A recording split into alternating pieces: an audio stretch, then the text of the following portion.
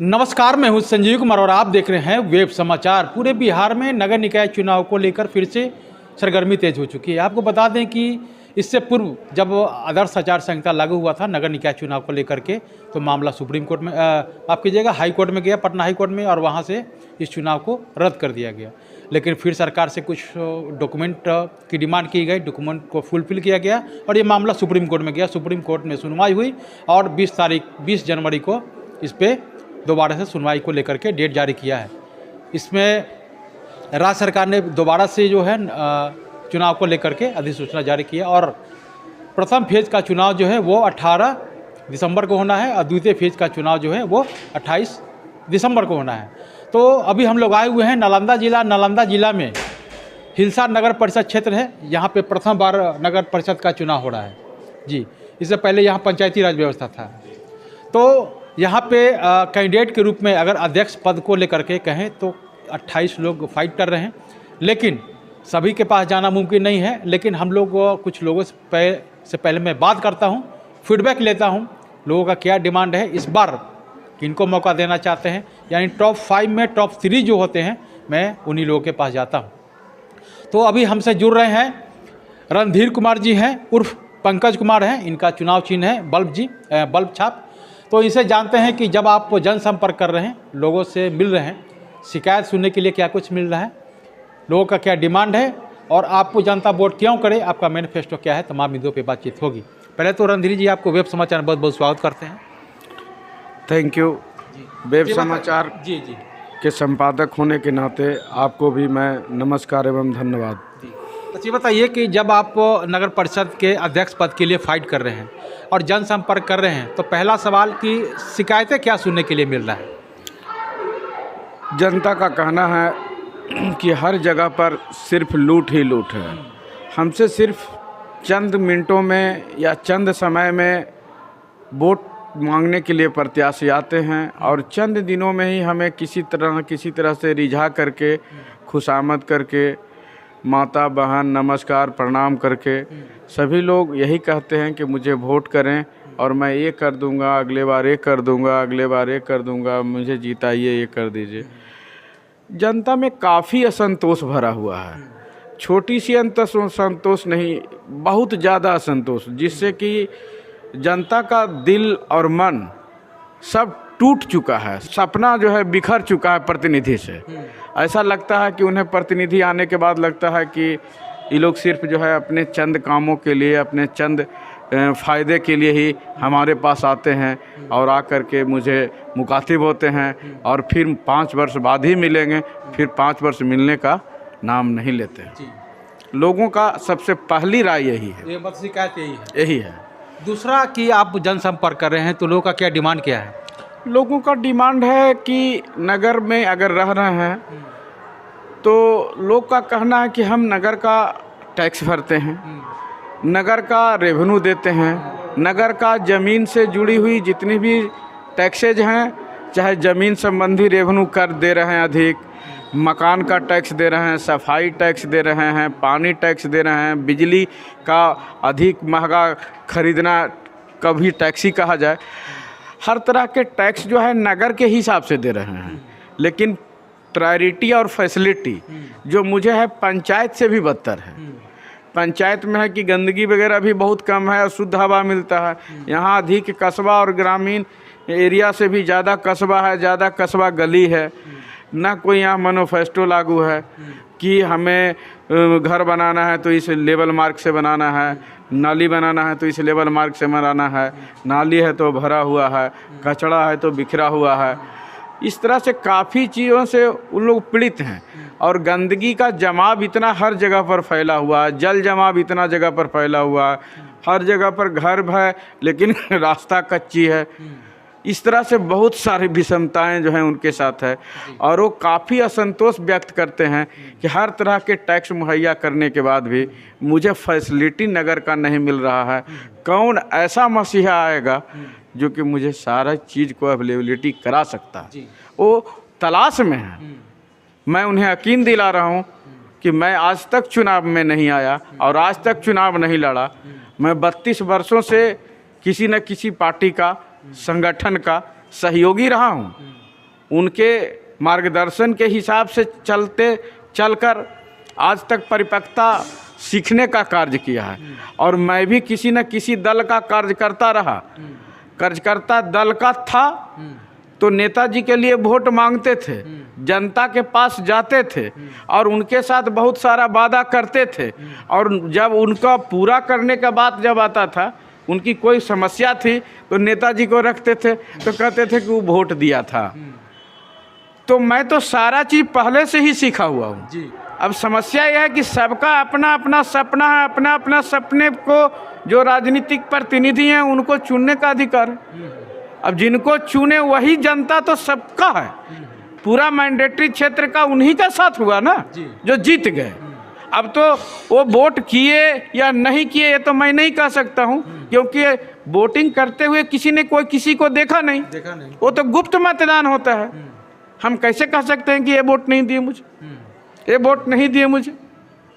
Vote तो सबों का अधिकार है, सब लोगों ने मिल करके चुना है और जनता को काम सभी जगह पर करना है, सभी वर्ग समुदाय को करना है। अगर नहीं करेंगे तो प्रतिनिधि बनने से फायदा क्या है? फिर बड़ा बड़ा व्यवसाय कर लीजिए, पैसा वहाँ भी है, फिर समाज सेवा में आने की क्या आवश्यकता है? जी। अच्छा ये बताइए कि जनता आपको वोट क्यों करे? आपका मैनिफेस्टो क्या है? आपने शिक्षा, स्वास्थ्य, रोजगार, इस नगर परिषद को, चूँकि ये प्रथम बार यहाँ पे चुनाव हो रहा है नगर परिषद का, तो इस नगर परिषद को मॉडर्न ऐतिहासिक आदर्श बनाने के साथ साथ स्मार्ट नगर परिषद के रूप में डेवलप कैसे करेंगे? क्या आपका रोड मैप है, मैनिफेस्टो?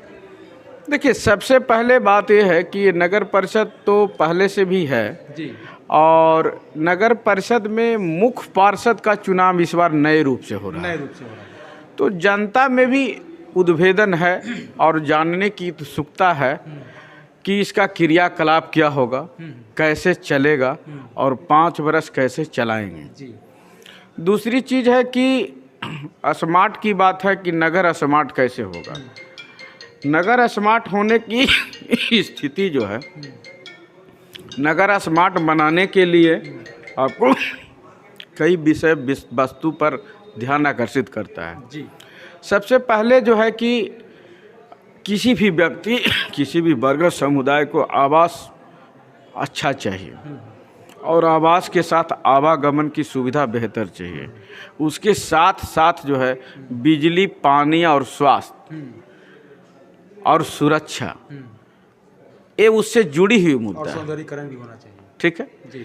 इसके साथ साथ अब हम जब वहाँ पर निवास करना शुरू कर दिए, आवागमन सही हो गया, तब हमारे बच्चे हैं, हम हैं, छुट्टी हो रहा है, जो नौकरी वाले हैं या बिजनेस वाले हैं, तो उनको कम से कम घूमने फिरने, व्यायाम करने या सुबह का दिनचर्या करने, टहलने के लिए पार्क है, मूवमेंट है। फिर बच्चे को जब स्कूल जाना है तो अच्छी स्कूल की व्यवस्था हो। हमारा PHC है, अनुमंडलीय अस्पताल है, या जितने भी तरह के अस्पताल है उसमें बेहतर से बेहतर इलाज होने की संभावना हो।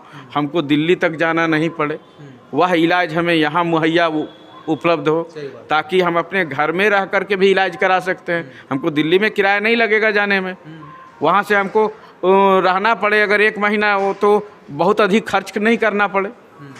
चिकित्सा की बात हो गई। अब हो गया कि आपको बच्चे अगर बड़ा हो गए तो उनको शादी विवाह दुनियादारी है।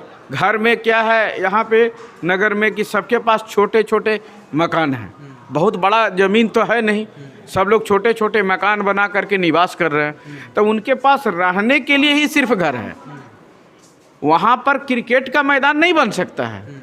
उनको हर तरह के सुख सुविधा और बच्चों को उपयोगिता के लिए शारीरिक मनोरंजन, शारीरिक फिजिकल से लेकर के अच्छी पढ़ाई लिखाई के लिए उनको हर तरह के व्यवस्था देना होगा।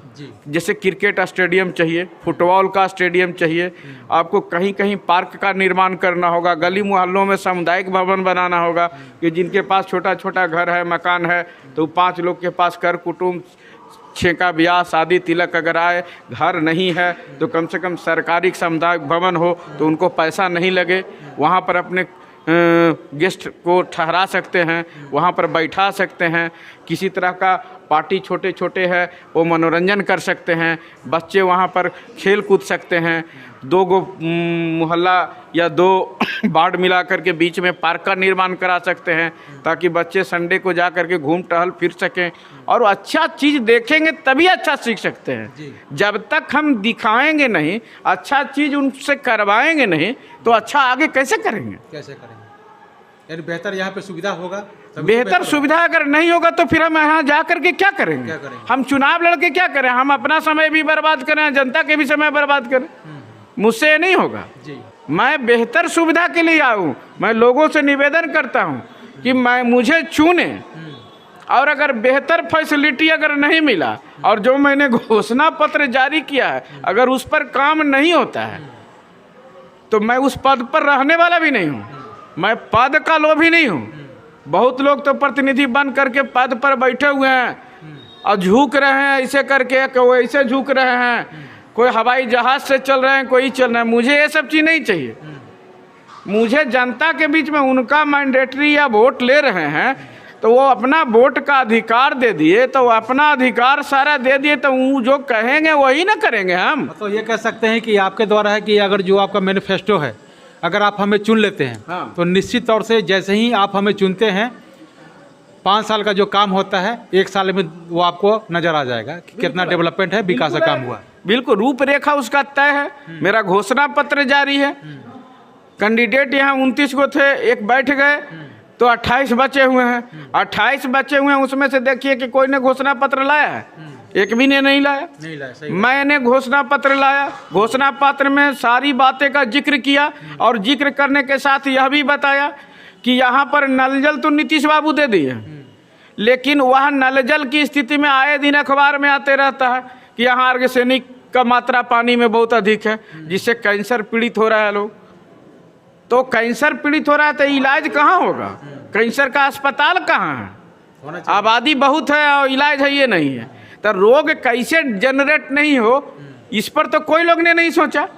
अब यहाँ पर जैसे हर जगह पर बोरिंग लगा हुआ है, अब आरओ फिल्टर वाटर हर जगह पर लग जाएगा, हर वार्ड में लग जाएगा, और मुफ्त में उसको अगर पानी आप देते हैं, या हम कई स्टेट में घूमे हैं तो देखे हैं कि 20 लीटर का जो जार होता है, 5 रुपया का सिक्का डालिए, 25 लीटर या 20 लीटर पानी जो है उसमें से गिर जाता है। तो एक आदमी को या एक परिवार को पीने के लिए काफ़ी है।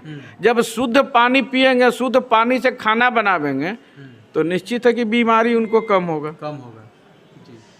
तो पानी क्या है कि ऐसे ही बह रहा है, तो उसी से जल जमाव भी हो रहा है, उसी से डेंगू भी हो रहा है, उसी से समस्या भी उत्पन्न है, उसी से कीचड़ उत्पन्न हो रहा है, उस अधिक बिजली भी खर्च हो रहा है, और पानी का मात्रा जो पीने के योग्य पानी जो है 0. कुछ % जो है उसको भी बर्बाद कर रहे हैं। तो आगे का भविष्य, बाल बच्चा जो है, आगे वाला पीढ़ी है, उसका गला तो आज दबा रहे हैं। सही बात।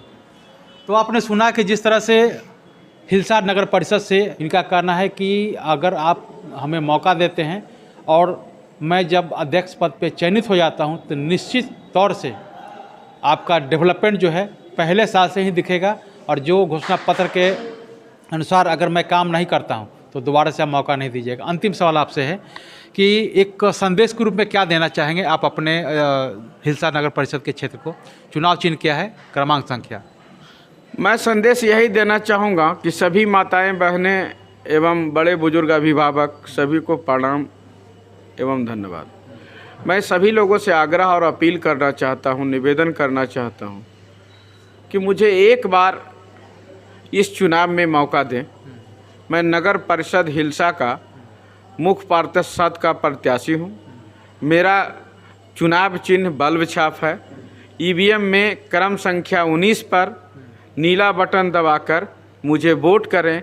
अधिक से अधिक मतों को से वोट दें और मुझे जिताएं, और आपकी सारी बाधाएं हम दूर करने का प्रयास करेंगे।